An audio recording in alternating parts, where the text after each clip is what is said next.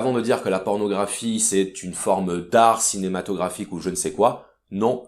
La pornographie, c'est d'abord une économie. Autre chiffre intéressant, il faut savoir que entre 25 et 35% des requêtes tapées sur Internet sont en relation avec du contenu pornographique, ce qui veut dire que plus d'un tiers de ce que l'on recherche dans le monde sur Internet, c'est du sexe. Voilà, ce rappel étant fait, on passe maintenant au deuxième point. Le porno est basé sur la marchandisation du corps humain. Donc ce deuxième point est évidemment en lien avec le premier. Si le porno est une économie, c'est évidemment l'économie du corps, c'est l'instrumentalisation du corps. Et c'est une instrumentalisation qui est basée sur la plus grande ressource disponible dans le monde, une ressource illimitée, à savoir le désir. Dites-vous bien qu'un individu homme, de sa puberté jusqu'à sa mort, est en capacité de ressentir du désir sexuel. Si maintenant vous multipliez ça par le nombre d'hommes qui ont accès à Internet sur Terre, et que vous multipliez ce résultat par le nombre d'orgasmes que peut avoir un homme par jour, bien vous obtenez un chiffre assez énorme.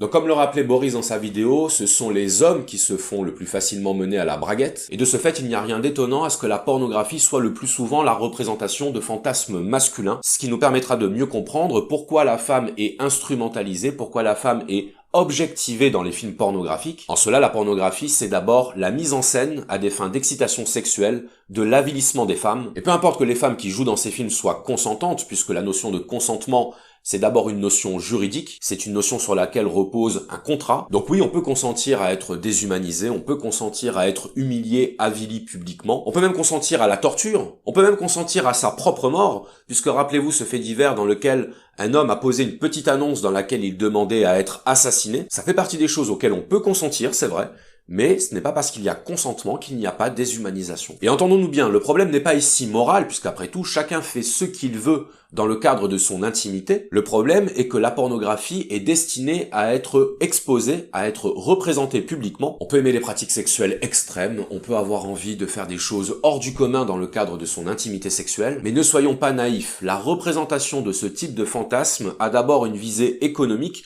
tout simplement parce qu'elle s'adresse aux plus bas instincts de l'homme, et tout le monde sait que si on met un cul sur une affiche, ça va forcément attirer l'attention. Le problème, je disais, ne concerne pas les pratiques sexuelles extrêmes ou déviantes, qui relèvent du libre choix de chacun. Le problème réside dans la représentation publique, dans l'accessibilité au public de pratiques qui relèvent d'abord du cadre privé. C'est la distinction que faisait le philosophe Nietzsche entre d'un côté le dionysiaque, qui est le monde de l'irrationnel, le monde de l'animalité, de la pulsion, de l'instinct, et le monde de l'apollinien, qui est le monde du rationnel, du sens, des règles, des cadres. Et à partir du moment où on mélange ces deux mondes que sont le dionysiaque et l'apollinien, on est dans la confusion totale des genres et on est forcément dans la perturbation des repères. La pornographie, c'est littéralement la représentation de la prostitution. Et lorsqu'on parle de quelque chose d'obscène, obscène veut dire en dehors de la scène.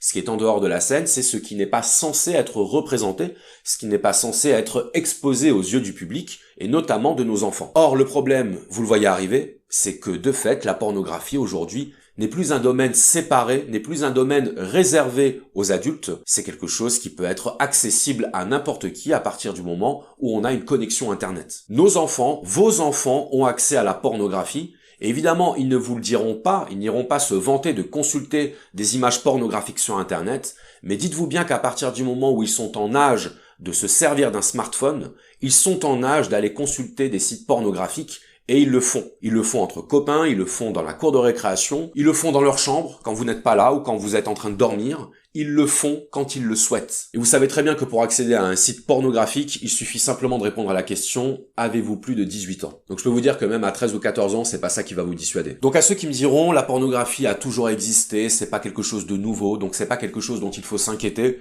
je réponds « Oui, la pornographie a toujours existé, mais les supports pornographiques qui existaient dans l'Antiquité, qui existaient au Moyen-Âge ou dans les années 50, n'ont absolument rien à voir avec les supports pornographiques actuels, puisque ces supports visuels étaient statiques, c'est-à-dire qu'ils consistaient dans des images, des gravures ou des dessins, alors que les films pornographiques sont dynamiques, c'est-à-dire qu'ils mettent en scène des représentations en mouvement de l'acte sexuel. Les représentations statiques de la sexualité, comme les vieux magazines tels que Playboy par exemple, ont pour effet de faire fonctionner l'imagination de celui qui les regarde. L'image est un support, mais l'imagination doit faire son travail pour qu'on puisse atteindre l'excitation. Alors qu'avec les sites pornographiques aujourd'hui, Non seulement vous avez des images en mouvement, vous avez des séquences filmées, avec d'innombrables plans de caméra qui sont autant d'occasions pour le cerveau de trouver une excitation. Lorsque vous regardez un film porno, votre cerveau est beaucoup plus impliqué, il est beaucoup plus engagé dans ce que vous regardez, que lorsque vous regardez une carte postale avec une femme nue. Donc oui, la pornographie existe depuis toujours, mais ce qui n'existe pas depuis toujours, c'est le mode de diffusion dynamique de la pornographie que permet Internet, sachant qu'aujourd'hui nous sommes encore devant un écran, mais que très prochainement l'écran va être remplacé par le casque de réalité virtuelle,